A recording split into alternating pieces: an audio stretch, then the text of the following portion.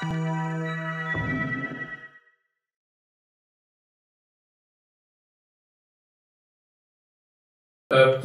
আয়োজকদেরকে, panelist যারা আছেন সবাইকে।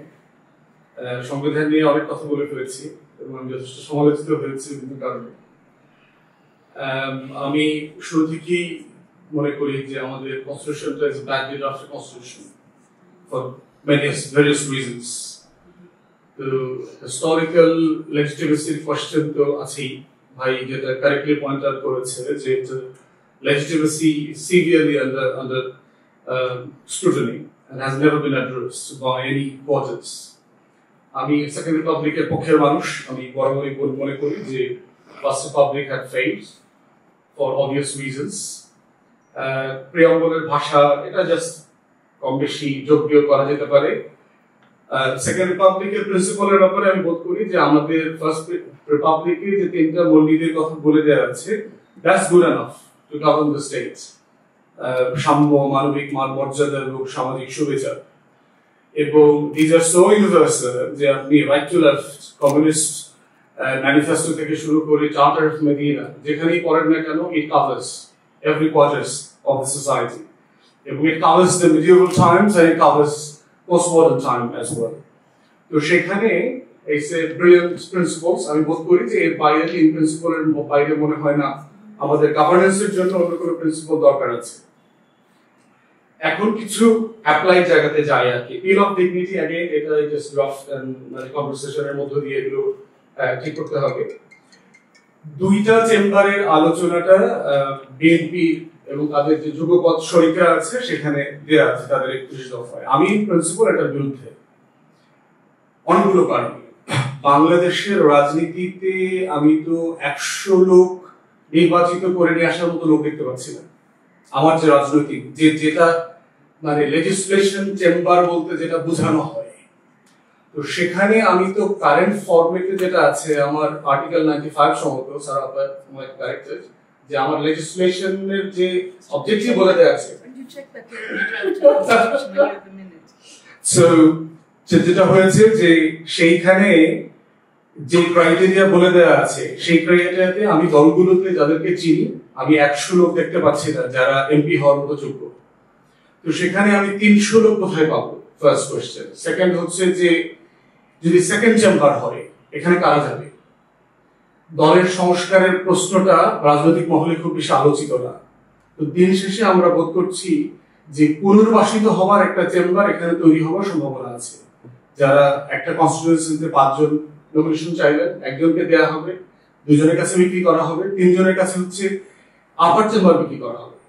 তাহলে এই বদলটা যেহেতু চেম্বারের এক্সপিরিয়েন্স আমাদের ভালো না, সেকেন্ড চেম্বারটা ফাংশনাল হবে বলে আমি বোধ করছি না।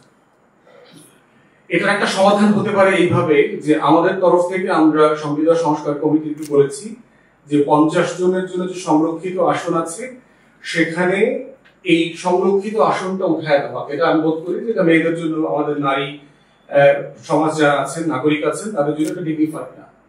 এই সংরক্ষিত আসনটা উঠায় দিয়ে এটা 100 জন করা যেতে পারে, এবং সেই 100 জনের মধ্যে আপনার প্রো রাটা বেসিস সমাজের সকল সেকশনকে অ্যাকোমোডেট করবার সুযোগ আছে।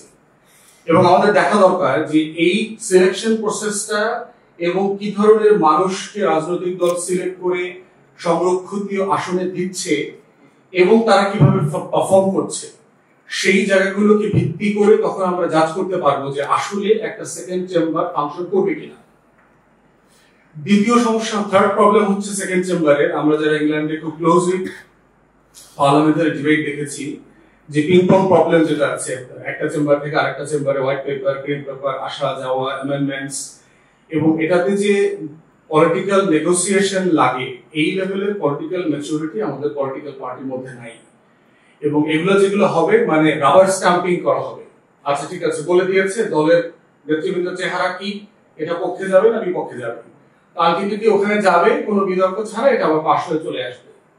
তাহলে যে বিতর্কের জন্য আমি আসলে আপার চেম্বারটা করতে চাচ্ছি এটার মূল কাজটা তো বিতর্কটা আসলে তৈরি করবে কে? ড্রাফটটা আসলে তো ফার্স্ট চেম্বার তৈরি করে, ফার্স্ট চেম্বারের মাধ্যমে তৈরি করে, পার্লামেন্টের যে ড্রাফট কমিটি থাকবে তারা যদি এটাকে স্ক্রুটিনি ভালোভাবে করতে না পারে, হোয়াইট পেপার প্রিপেয়ার করতে না পারে, তারা যেটা আপার চেম্বারে পাঠাবে এটা ভালো বিতর্ক তৈরি করবে না।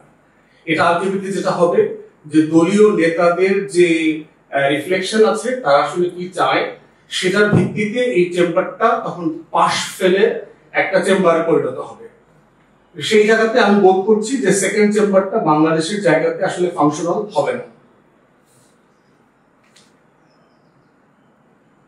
নির্বাচনের প্রসেসের ব্যাপারে আসছে, পিআর এর ব্যাপারে, যে আমি রাজনৈতিক দলগুলোর কথা যেটা জানি সেটা হচ্ছে যে বড় রাজনৈতিক দলগুলো আসলে পিআর এর বিপক্ষে।